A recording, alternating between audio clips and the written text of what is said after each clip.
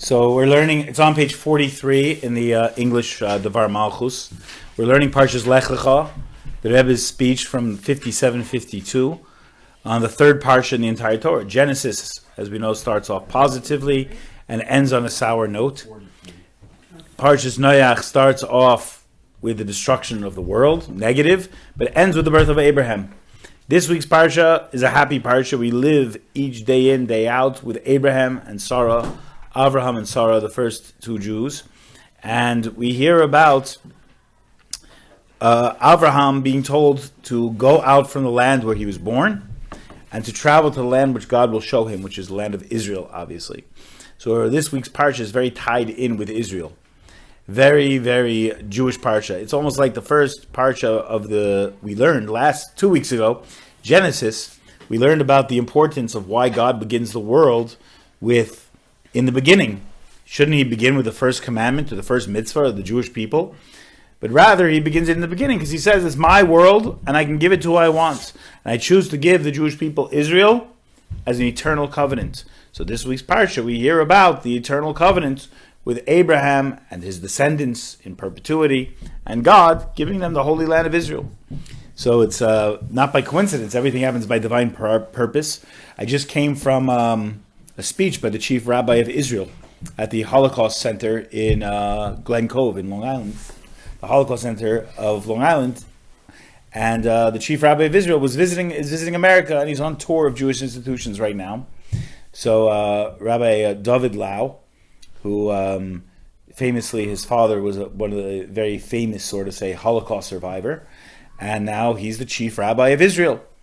So it shows us the connection with this week's parsha, with the chief rabbi of Israel in our midst, and we have Abraham getting Israel in this week's parsha.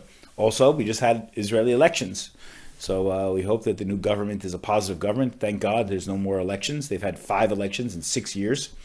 And we have a winner. Yeah. We have a winner. Finally, after 5 rounds of elections, we have Bibi Netanyahu has won. Oh, on the right side. He's the winner? Officially, he's the winner. Yeah, yeah. I mean, it's been anytime you have government turnover like that, it's very unhealthy for the people, even no matter what side. It's like very tumultuous. There's so many different coalitions, and they all ended after 5 months. Right, exactly, and it's very interesting you say that, Noah. I saw a video of this week. I was watching it because it came up, Israeli elections. The Rebbe said the government of Israel, number one, should be, according to the Code of Jewish Law, a Torah government. But the second thing, the Rebbe used the word narrow government, which is very interesting because in Israel it's very hard to have a narrow government. Not to bore you with but Israel is much more democratic than almost any nation on earth. Because their democracy can fold. It's a blessing and it's the curse. Yeah, it's a little too much. It's a little too much, but it's beautiful because you have to have a broad coalition on some level. So the Rebbe's had a narrow coalition. And this government right now is a very narrow coalition, which is a positive thing. Because now you can make decisions that are truly for the betterment, hopefully, of Israel. So it's a very good point. That with the government they have now, they took away a lot of stores and shops were open on Shabbat. Right. So the new government... A lot of terrible things. They were taking away a lot of the holidays. Correct. They were not observant to the Jewish holiday. That's what they were doing. Right. It was a terrible thing. They were taking Israel away. Yes. What it stands for. Exactly. They can't do that. Right. So you see what happened right away. They didn't let it happen right away. And you see, it's amazing. You know how many people turned out for an election? How many think people turned out for an election? Oh, so many. 70% of the population. Can you imagine 70% of a population turning out for election? That's a huge number. In America, we're like 50, maybe. I don't even know. 40 something. 70%. So it shows us something very positive. It's a powerful message. And it's in this week's parsha. And I just got to meet the chief rabbi of Israel. I've never done that before. It was a thrill. He spoke beautifully. And very poignant message for us. And this week's parsha, the Rebbe talks about it. The most recent sikh we have from the Rebbe from 1991 is a journey of Abraham to the land of Israel. And Lecha is almost like the most Jewish parsha. It's literally so Jewish. Because in the beginning, you have Abraham, the first Jew. He gets a command from God. God speaks to him. And he says, go from the land where you grew up and go to the land I'm going to show you. go to Israel. And so we hear about Avram's journey, the whole parsha. The whole name of the parsha is Lecha, which literally means for you to go out. You should go out. And we hear about his going out. It's all about his travels, his traversing of the land, trials and tribulations on the way there. And God says, I will give your descendants this land in perpetuity. It's yours forever. The land of Israel is yours now. I will give it to you and your descendants forever and ever for all eternity. And then he makes a covenant with him again, saying, on the day that I made this covenant with you again, it's called Bris Bein Habasarim. Bris, you know the word covenant. Bris doesn't mean just circumcision. Bris means a covenant. A covenant. He makes a covenant with him. And he says, this is now your land in perpetuity forever. And to your descendants I give the land. Meaning to say, it's not just because you're a child of Abraham and Sarah you get the land. God also gave it to you. He says, I'm giving it to your descendants. Not just like I'm giving it to you one time and then now, saying, I'm giving it to you too. Every Jewish person throughout history has an eternal inheritance of the land of Israel. And that's why, we're so hyper-focused nowadays, not giving up 1 inch, 1 iota of the Holy Land of Israel.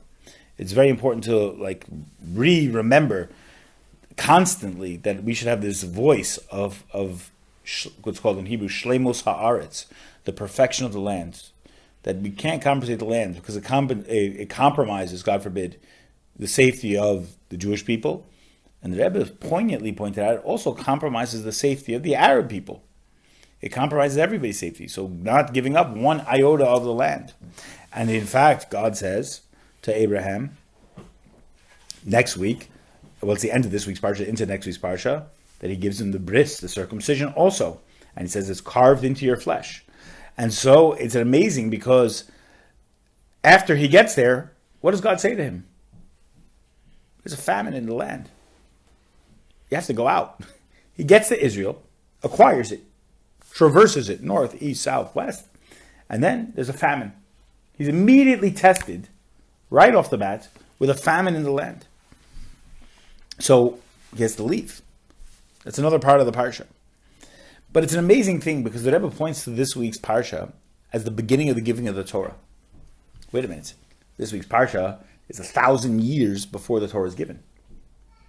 But really it says that the covenant that was given to Abraham when he was given the land of Israel and given it to all his descendants began the giving of the Torah itself. This was like the seminal point, the first contact almost between God and humanity, or more specifically, God and the Jewish people, it's saying, I'm going to give the land which I show you. It gives us a clarity of understanding what's the purpose of life, what's the meaning of what we do as Jewish people. We understand that Abraham, at the time he was given the covenant, was 75 years old. He was not a young man. He was 75 years old already. 75-year-old man, uprooted for the place of his birth, married already, go to Israel. He does not have children yet. Remember, that's going to be next week's parsha. He's going to be in his 90s then. But we read about Abraham in this week's parsha, the 75-year-old man getting ready to accept a whole new way of life, a whole new trajectory of a human being that there's never been on the face of the earth before. An active monotheist, a person who is not just a believer. It's not just a listener, kind of like Noah was. Noah listened. He did what he was supposed to do, and he did it well. And he, became the progenitor of the human race. But Abraham is a protagonist. Abraham's unique thing is he's not only a believer in one God, I believe, in conception or in theory, but in actuality, he lived his life, every moment of his life, and this is what we try to aspire to, in connection to one God, in connection to one Hashem. So when we have that seminal point of understanding what Abraham's whole MO is, his whole MO is one God. I live with one God every moment, every second. I don't move left or right. One God is my whole MO. We understand now the perspective of Torah. We understand a Torah perspective in the world. Abraham is undertaking for us that service of Hashem to a singularity, a oneness. The Torah is not, again, yet given for a long time, for 1,000 years approximately. But we know that the Torah is an eternal guide in all times and all places. So even Abraham, who was before the Torah was given, it says that he began what's called a Merkava. A Merkava literally is a chariot. That it says that the forefathers and the foremothers were like a chariot to God. What does it mean they were a chariot to God? It means that God was driving and they were the chariot. That when a driver drives a car, he or she is in control of that car. It doesn't go left or right without the driver turning the wheel, stepping on the gas, stepping on the brake, doing whatever it is to move that car. If the driver gets out of the car, turns it off, the car doesn't do anything. But the minute the driver gets behind it, it's full channeling the whim and will of the driver. So too our forefathers and foremothers. They were literally like a chariot to God, a conduit, a full conduit to everything Hashem had. Almost innately. Almost like a natural, but it's not natural, it's beyond nature. An innate way of serving Hashem this way. And it's very powerful to understand that as Jewish people, we can ask a question that's famously asked. How can my deeds approach that level? How can I approach the level of Abraham and Sarah and eventually Isaac and Rebecca and Jacob and Leah and Rachel? How can I do that? They're a conduit to Hashem. God drove them. I have my own blockages, issues, things that I'm holding back, things that I'm not letting God into that corner of my universe. How do I do that? So it says you're a child of these people. You carry with you that power. You carry with you that power. Just as it's innate in them, it's innate in you. Can it be expressed differently through you? Absolutely. God doesn't want you to be a robot or like an emulator. God wants you to be an innovator. So your own becoming a chariot to Hashem is your own. Is unique to you. Is unique to the individual. So when we read about in this week's Parsha, day in, day out, Abraham's life, we hear about his trials, his tribulations, everything he goes through. And every year we read this Parsha. Every year we're renewing a deeper understanding and a deeper connection to Abraham's life throughout every onset of what he's gone through. Every moment, everything he's gone through, we understand in a deeper way. And now that we're after the Torah has been given, the Torah was given 3,334 years ago, we can understand even deeper Abraham's behavior, right? It's like if you have the entire timeline set out before you, you have Abraham, the first Jew, an active monotheist, and then you have the Torah being given, and then you have us. We're so far down the line, we have full perspective of a holistic understanding of what God wants from a Jew. We have the first Jew, all the way through the Torah, and now millennia of history, that we can draw upon for our own experiences. It's a very powerful thing. So, just like we look at, it says every day the Torah should be new in our eyes. Like it's as if it's given today, as if we got the gift today. That's how we're supposed to relate to Torah, present tense.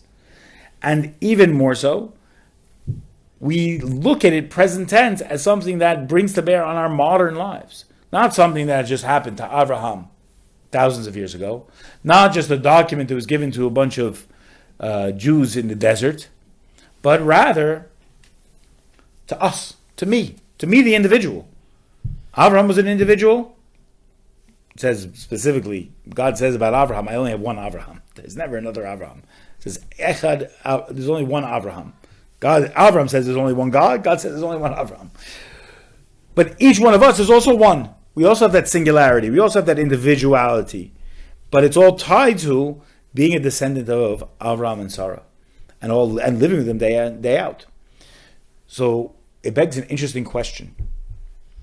If we're learning about Abraham as a preparation to the giving of the Torah, as a seminal moment, why are we even going back there? Why are we even going back there? Why don't we just learn Torah and onward? I don't need to learn the preparations. I don't need to learn the backstory necessarily. What does that come to teach me? If I've already gotten the gift, and I'm re-getting that gift every day and day out, it begs the question, what can I derive once again learning this week's Parsha? Once again, what can I derive that's new, that's unique? If you're saying to me, Abraham's whole goal was an active monotheist, okay, great. My great-grandmother was also an active monotheist. What's the newness of this? How do we approach it? Do you understand the tension in that question? Meaning, say the tension is that I don't need to learn the preparation. I just need to know the Torah has been given. The entire divine blueprint's been given. Heaven and earth have kissed. I've gotten the Torah.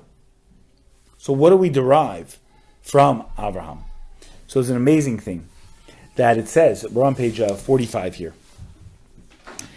Each day there's a more elevated and innovative giving of the Torah, demanding a more truthful forward movement of Lech Lecha today and this year than previously.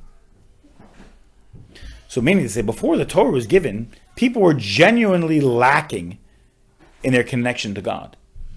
But now that the Torah has been given, and it's given each day and each year, and we reread the Parshas each year, there's got to be something more innovative that we're learning that we've never learned before. It says even that when Hashem gave the Torah to the Jewish people, He gave us the dew from heaven that brings back the dead from previously. It brings back the dead. It re-enlivens the dead. I'll tell the story now. I'm using this as a segue for the story I heard from the chief rabbi of Israel today. His father was a Holocaust survivor. He was 8 years old in Buchenwald concentration camp. And after the war, and after it was liberated, they were in a displaced persons camp. And there was a lot of children without parents, clearly. A lot of children. And future Rabbi Lau, as an 8-year-old boy, was with his children, a core of children in the children's area of the camp. There was a woman, her name was Rachel. I'm going to forget her last name. He said it. Rachel. I think he said Levine, but I could be wrong about that. And Rachel used to watch after their needs. She would literally get everything together, the food, the bed, the mattresses, the sheets, everything they needed for life to try and be as normal as humanly possible for these kids who had just witnessed hell on earth. And her job was to basically get the money together. So she would have to go to this distribution center and this fund to get monies to buy this, to buy that, to buy everything in war-torn Europe.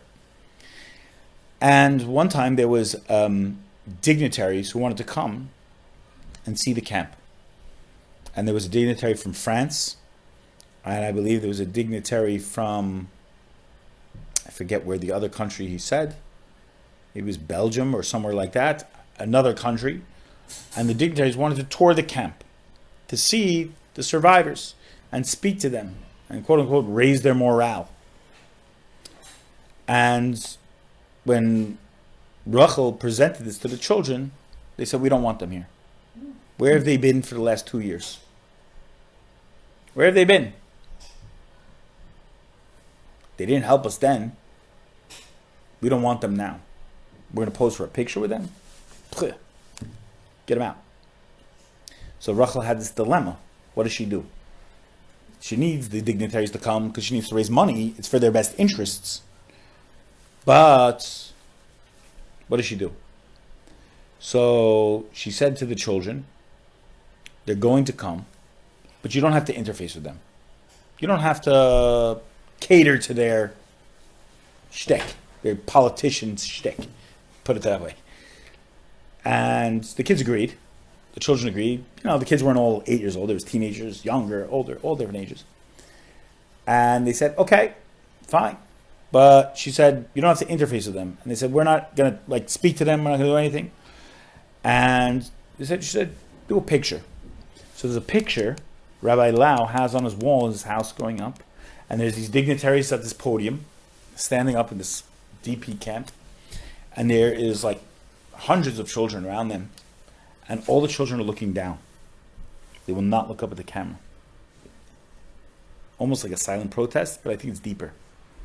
They didn't want to look up. They're all looking down. We all see the tops of their heads facing the camera. You see these dignitaries lined up. And there's a picture of this. And Rabbi Lau, his father, 8 years old, remembers that each dignitary spoke and all the kids looked down the whole time, didn't acknowledge, didn't look up. And after each dignitary spoke, this one from France, this one from the other country, this one from wherever, trying to raise their spirits or something, a Jew from America stood up and he spoke. And he was a member of a Jewish organization or something. And he stood up and was silent. And he just said 2 words. And he said it twice. Tayere Kinder.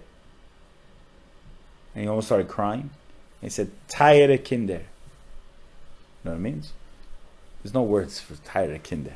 Tayere Kinder, literally translated, is precious children. I was going to say children. Precious I heard children. one word. Kinder. Precious. Tayere is beyond precious. Tayere is my heart is like you, and you're my heart. That's a Tayere. Tayere is the most precious, sweetest of the sweet.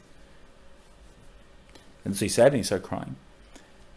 And the children slowly started to look up. And all they did was cry.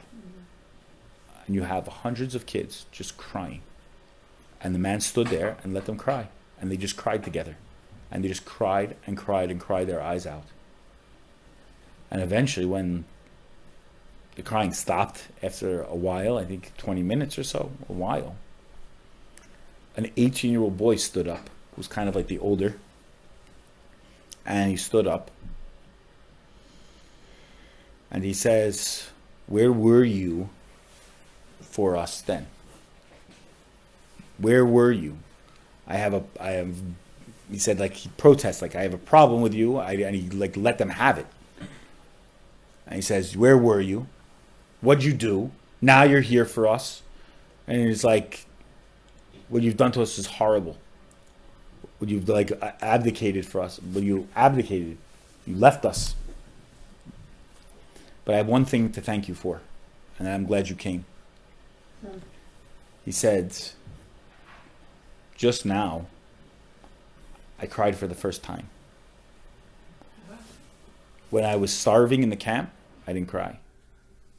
When I was whipped for stealing a tomato, this is the speech, he remembers the speech.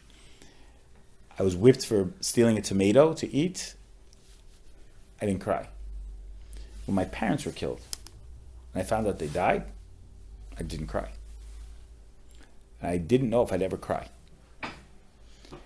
And he says, today was the first time I cried. And I didn't know if I could ever cry again. And this that I cried means to say that maybe in the future I'll be able to smile. I'm finally a human being. I have some semblance of dignity restored to me, the fact that I can have tears come out of my eyes and I could cry. And this means that eventually, hopefully, I'll be able to smile. And he quotes, and he says, this 18-year-old boy says, when I was in Cheder, when I was in Jewish school growing up, they taught us the famous prophecy of Yechezkel, Ezekiel. It says in the Torah. And I saw this with my own eyes in the Holocaust. I saw the prophecy of Ezekiel. What was the prophecy? A valley of bones, of dead bodies, decaying corpses, dry bones, in a valley, piled one on top of the other. And I always wondered during the Holocaust, what is this prophecy? Because the end of the prophecy is that Yechezkel, the prophet, sees them come back to life. Sees these people, the valley of bones, everyone has Techiyat HaMeitim, the resurrection of the dead. He sees a resurrection. And I always wondered what that would be like. I never knew. And now at least I have a taste of it, he says, because before I felt dead. And this that I was finally able to cry means that I'm back alive a little bit. And this, that I'm back alive, reminds me that I have a holy land. And I don't belong in these lands here. I don't belong here. I belong in Israel. I was told this is the land that when Mashiach comes, there'll be the resurrection of the dead in Israel. Mashiach will come, reunite all the Jews in Israel. It says this, that I have a land called Israel. This is where I want to go. This is 1945. There's no state of Israel. There's no Medinat of Israel. There's no country Israel, quote unquote. It's a British mandate. And his boy said, I'm going to Israel. Rabbi Lau, the father of the chief rabbi now, who was 8 years old, heard this speech and he kept it in his brain. He says, I'm a Jew. I should go to Israel. When I'm old enough, when I'm free enough, when I'm whatever it takes to get there, that's where I'm going. And it says that Rabbi Lau, when he grew up, he had choices to become a rabbi in Europe, in America, in Australia, wherever, England. But he said, I'm going to Israel. Israel's my place of where I belong. Israel's my place. He found this boy who was 18, who was 10 years older than him later. He found them as adults. His name was Aaron. And he found him, and he was a nurse in Shari Tzedek Hospital in Israel. Shari Tzedek, famous hospital in Israel. And he was a nurse there. And he said to him, when they reunited, he says, your speech brought me here. And his father became the chief rabbi of Israel and the chief rabbi of Jerusalem. And he says, your speech to these politicians, these dignitaries, you brought me here because it etched in my brain and my heart the love of Israel. And it reminded me of what I was as a Jew. And he says, this brought me back to Israel. So this week's Parsha is all about the same exact motivations. The same exact motivations. A place that is filled with idolatry where Abraham came from. A place where Abraham himself, people don't talk about this enough, was thrown into a fire by an idolater. Nimrod, who was the king of the civilized world at that time, threw Abraham into a fire for believing in one God. Sound familiar? Same exact narrative as the Holocaust. Abraham miraculously was saved, as was Rabbi Lau was miraculously saved, and many survivors are miraculously saved. But what does it teach? Abraham went, says, I got to find a place where my people belong. It's not here. God said, I'm out. Rabbi Lau, going from the Holocaust, concentration camp, 8 years old, to becoming the chief rabbi of Israel, having a son becoming a chief rabbi of Israel now, and saying this 18-year-old boy's speech made this unbelievable thing. And here you have in this week's Sicha, right here on page 45, the same exact prophecy. The prophecy that this boy, this 18-year-old boy, talked about. You see in the paragraph, it says, the dew of the Torah. The first of the 10 utterance, their souls flew from them, indicating they completed their service of God. But by the dew of revival of the Torah, the soul upon his return was given a new, more lofty shlichus, job to do, which is where they were revived as a soul within the body. And it says, this was performed by the dew, which in the future will revive the dead. The dew of a new depth of Torah in the future. A greater depth. The theme of moving forward constantly, whether it's, God forbid, from a concentration camp, or from a fire, or from any place, is not only a preparation, it's a movement in and of itself. As Jews, we celebrate the process. We don't celebrate the outcome and the goal. I asked my personal rabbi recently, I said, is Judaism a goal-oriented religion? I thought he'd say, of course. He says, I have to think about it. As Jews, we embrace the process. In Western academia, you get a 95 on the test, you forget the material, you put the 95 on your report card, goes to the college, you go to college, you get another 95, it goes on your transcript, and you graduate with a 3 point, whatever it is, 8, and that goes on your transcript, and you go show that to your employer, and that's what it is. Does it require any retention? Not necessarily. I'm sure most of us here have forgotten the second language we learned in elementary school for the most part. and we're not at least conversant in it. But the fact is that is outcome-based reality. Judaism says the process is the main thing. Embracing the process. Sounds cliche these days, but it's really true. That's Judaism 101. This week's Parsha is all process. Avraham does not have a child yet. Avraham goes to a land and then has to leave the land because of literally environmental changes before global warming. There was a famine in Israel. He couldn't write any tweets or protest anybody or do anything. He just left. What a test that is. Everything is about the process. Oh, yes, it began the process of receiving the ultimate gifts from divine on high, the giving of the Torah. But yet, the process is what we live with this entire week. It teaches us something personal in our own lives. In our own lives, we're always looking for that brass ring. We're always looking for that moment of relaxation, of arrival, of achievement. But the Torah teaches us something that is beyond deep, is to understand that seeking achievement makes us depressed, makes us frustrated. Because what happens when we get that achievement? We're never satisfied. The nature of a human being is never to be satisfied. It says, he who has 100 wants 101. He who has 101 wants 200. The Torah tells us. So, if we are looking for the achievement and don't have it, we're unsatisfied and frustrated. When we get the achievement, the satisfaction wears off. What do we have to do? Embrace the process. It sounds also cliche to live in the moment of the process. Where are you now? Famous, when God introduces himself to Adam in the garden after his sin of the tree, he says, Ayeka, where are you? Where are you holding? He wasn't asking him, where are you? Like, are you hiding behind that bush over there? He's like saying, where are you in the process? I set forth a trajectory, God says. Where are you holding on that trajectory? Where do you find yourself on the line? Not that there's an achievement, that there's a line, there's a movement. And the more we embrace the process, the more we can be happy that we're in the process. Even if we haven't gotten there yet, even if the next challenge comes and it's harder than the previous challenge, even if when we get there, there's famine. We get to the place we thought we were going to be, God promised, God said, God commanded, and we get there, famine. Teaches us something very deep.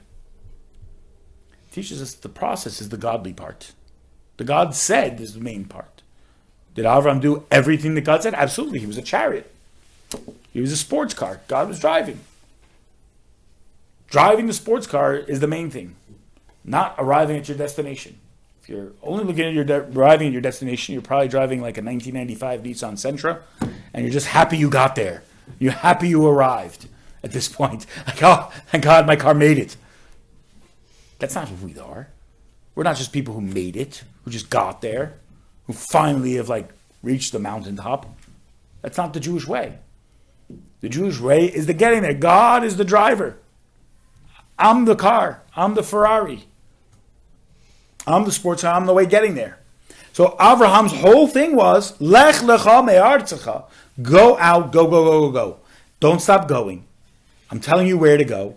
Don't stop going. Oh, I'm telling you where to go. You got there. Now go somewhere else. Hey guys, what? How can I go somewhere else?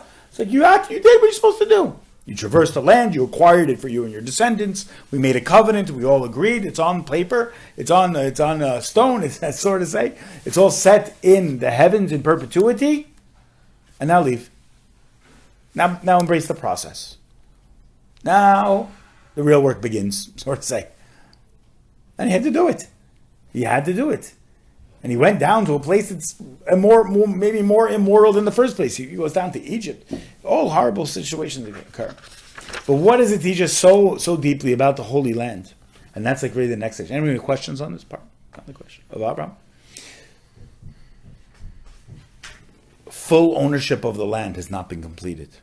As much as Abraham traversed the land, north, east, south, and west, to make an acquisition of a land God gave him, we have not yet acquired the land. Even though King David united all the Jewish people in all the provinces of the land of Canaan, of the Canaanite regions, he only united 7 out of 10. He didn't complete the job. He completed the job as is requisite to build the Holy Temple, to institute Jewish courts of law, to make a monarchy, to make a government, to make a system of court systems of justice, agricultural laws, spiritual laws, all the laws that the sovereignty of the Holy Land of Israel. But the completion only happens when Mashiach comes. I think it was 2 weeks ago, we took out the map and we showed you what the whole biblical Israel looks like. Oh my goodness, how big is this? It's like you have Jews going to Dubai now, maybe that's in the bottom part of the land. That's how big Israel really is, the biblical Mashiach Israel. And it's an amazing thing. Just think about it. I mean, the Jewish people, after Abraham, only 7 generations later, less, 4 generations, but really the 5th generation of that, found themselves in Egypt as slaves soon thereafter, in the 5th to 6th generation. Then Moses was born in the 7th generation. Here you have this ragtag tribe in the desert going back to a land that was promised to them hundreds of years ago. And God says, this is the land that I gave to your forefathers, Abraham, Isaac, and Jacob. And now this is your land again. Go back. The world would laugh. But guess what the world did at that time? You know, there's very little archaeological evidence of our descent from Egypt and then the coming out and going back to Israel. But I heard recently, it's not a recent discovery, but I heard this recently, that there is a woman archaeologist from Israel, and she discovered in Egypt 300 tablets. And they were letters to the Egyptian pharaoh. Wow. By nations in the land of Canaan. And the letters are paying tribute and begging the pharaoh to do something about this tribe in the desert making its way towards Eretz Canaan. I don't read Egyptian. I don't read it, but it's there. You can find it online. You can find the actual tablets. You find letters, 300 tweets, 300 letters to the Pharaoh saying there is this nation. It's not as called nation. It calls them, what's the word it calls it? It calls them foreigners, foreign tribe. It says this foreign tribe is coming and is making its way like rapid fire through the desert to our land. Do something. 300 letters. I don't know how long it takes to write a letter back then on a piece of stone. But 300 of them. And they exist to this day. We have them, the evidence. Who do you think this tribe of crazy monotheists who are going back to their land hundreds of years later are? Us, the Jews. Who's making wild, and what do you think the Egyptians did about it? I'm not touching these people. They just gave us 10 plagues. The sea crashed on our whole army. We're not going after them. Egypt was a superpower of the world. So it was written in Hebrew. No, it was written in Egyptian. Egyptian. It was letters from Canaanites. Canaanites were non-Jews, Arabs. You want to call them Arabs? Call them Arabs. Canaanites, they were a nation that occupied the land of the 7 nations of what would become Israel. And the Canaanites, the land of Canaan. Israel was called Canaan before it was given to the Jewish people. So the land of Canaan wrote a letter to the land of Egypt saying, you have these people leaving, we got to do something to stop them. And the Egyptians said, we're done with them. Let them go. They left midday a couple weeks ago. We don't want to have anything to do with them anymore. The sea crashed on our riders, and Egypt, we have no evidence Egypt even responded. And Egyptians were very good at preserving things, if you know what I mean. We don't have any of that stuff. But they didn't preserve their destruction at the hands of God. But they did preserve the letters of tribute. The letters are like, please, great, oh Pharaoh, we're sending this much diamonds to you. Please help us with these people. Nothing. We don't have anything else. It's amazing. What is it all predicated on? It's predicated on the mission, the job that Abraham began. That once God actually handed it over to the Jewish people, it was an inheritance eternally. So much so we could leave Egypt, we could leave slavery, and honestly believe with our whole hearts we're going back to that place that was promised to our great, great, great, great grandfather. And that's our place. And for sure we conquered it eventually with Moses on the border, Joshua going in, King David solidifying the entire nation. But yet, guess what? This conquest is not something that just happened 3,000 years ago. It's more relevant today than it was back then. What is relevant? In earlier generations, you could answer this week's Parsha and the Exodus of Egypt and say, spiritually we can do it. Spiritually, I have to become more Israel, more spiritual, more Zion, more spiritual. Make here Israel. Make in my life more holiness. Build a shul, go to yeshiva, study more, pray more, meditate more. Make my life Israel. But because the last 3,000 years of Jewish service of God have paved the way for us, 2022 now, and the Rebbe said this in 1991 into 92, that certainly now the instruction to leave your land, of turning the world spiritually into Israel, is more prevalent now than ever before. God gave the land to us. He gave us the land of the 7 nations, but now there's 3 more nations that it's up to us to conquer. How do you remember their name? It's always my favorite joke. The KKK. Remember to conquer the KKK, not the Southern nut jobs. The KKK stands for, you have it here, Canaanites, Kenizzites, and Kadmonites. The KKK, that's how you remember. The Kuf Kuf Kuf, if you want to call it that way. The Kuf Kuf Kuf. How do you remember it? You remember that these 3 nations were never conquered at one time by the Jewish people. They were never fully under the dominion of King David. But they remain as an inheritance for the generation, our generation, of the era of Mashiach. And that these 3 lands will eventually be given to us. It did not take immediately in the time of Abraham. And at different times it came into our possession, but didn't, but never was part of the totality of Israel. But this is a clear prophecy for the future time. That even in times of Joshua, even in the times of David, even in the times of Ezra, the second temple, the 7 Canaanite nations were conquered, but the KKK was never conquered. There's a beautiful paragraph here on page 47. I'm not going to read it, but it describes the trajectory of history and the actual geography that these nations occupy and that we have completely occupied. But even Jewish people living in Israel now still have the same commandment. We have to understand that our generation is the culmination of all previous generations, and that we, in the current relevance of our times, can take possession of the land.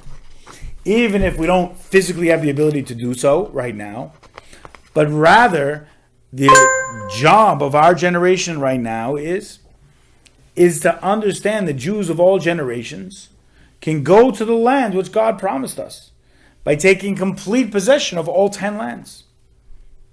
The first step to that, the Rebbe goes on to say, is by conquering our mindset.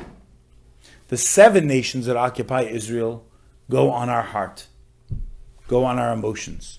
There's 10 sefirot in Kabbalah. The lower 7 are rooted in the heart, and they are the emotional powers called the midos. The midos are emotions, our kindness, our discipline, our beauty, etc. The 3 higher powers are called Chabad. Chokhmah, Bina, Das. Wisdom, understanding, and knowledge. The KKK nations represent the wisdom and understanding and knowledge. It's the last repair that needs to go on. And the Rebbe says it's an amazing power that we have that no other Jewish generation had. Can you imagine a rabbi going up to a professor of a Viennese university 400 years ago and trying to talk to him in philosophy, or going to a Russian prince and talking to him and saying, you should accept Torah as being uniquely Jewish, and you should accept Israel as being uniquely Jewish. They'd kill him right away. Like literally would just murder that Russian rabbi, God forbid. Today, we have this amazing ability to transform, as they say in Yiddish, the goyish cup, the non-Jewish headspace of the world. But it starts with us. When we transform our way of thinking into a Torah way of thinking and receiving Torah in our brains literally, which eventually trickle down to our faculties, we are actually conquering these three last lands. We are actually transforming it. Most of us today were not born into a Torah observant background and environment. So our mindset needs to shift. We need a mindset shift. I'll never forget, when I first became observant, my Rosh Yeshiva, they used to have a yeshiva program for like newcomers to the yeshiva twice a year. And they had to ask the rabbi, a Q&A with the rabbi, which is very unique because the head of the yeshiva doesn't give Q&As ever except twice a year. And inevitably, one of the young men would ask the question, Rabbi, I grew up with the way I grew up. Isn't taking the whole Torah observance thing brainwashing? I feel like I'm being brainwashed. I used to do this, now I have to do that. I ate this way, now I have to do that. I feel like I'm being brainwashed. I have to adhere to a code of Jewish law. I have to believe in a God that I believe in, but I have to really do all this stuff. It's kind of like a cult. Mm-hmm. There's a Rebbe, there's a Jerusalem, there's a temple. It's kind of like brainwashing. It's kind of like cultish. So you know what the Rosh Yeshiva would always answer? Yeah, it is brainwashing. You wash your clothes, sometimes you also have to wash your brain. Do you ever not wash your clothes? Of course not. Go around with dirty clothes? Don't go around with a dirty brain. You have to wash your brain also. It was his way of being silly, but a way of being serious, in that the way we think, our mindset needs a shift. The way we consider every aspect of our lives needs a shift. A complete paradigm shift from the way we considered things prior. And every year this parsha comes around. Lech Lecha. Abraham is told, go from the place of your birth and go to a place I'll show you. The place of your birth is the way our mind works now. The place I will show you is an Israel mindset, is a Jewish mindset. Go out from the way. He was 75. He'd say, I'm too old. It's too old. Can't teach an old dog new tricks. Never is going to be me. Who could? No, I'm from 75. It says, leave the place of your birth. It was still the place of his birth. He's still hanging on to, still had baggage there. He still had issues. Go out and be new. Think differently. Open yourself up to different things. This is not an idolatrous society where you prayed to the god and you bowed to the idol and now you're one of the cult. No, embrace a process by which you are living every moment with a divine energy. Every moment your mind is attuned to a higher power. This is the goal of Judaism. And the Rebbe says, just like the beginning is wedged in the end and the end is wedged in the beginning, our generation, the last generation of Mashiach, living with Abraham this week and living according to the Torah for the last 3,000 years, we have the final ability to take a full-on non-Jewish mentality and flip the script. Completely transform it. And the world is ready for it. The question is, are we?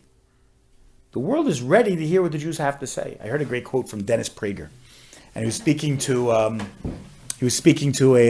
non-Jewish interviewer, a Christian woman, interviewing him. She says to him, "How come you're not Christian yet?"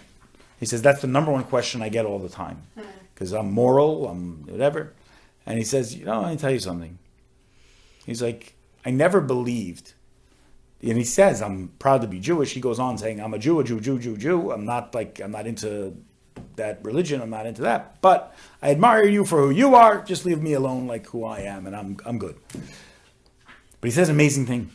I never believed that the world should find out about the Torah from non-Jews.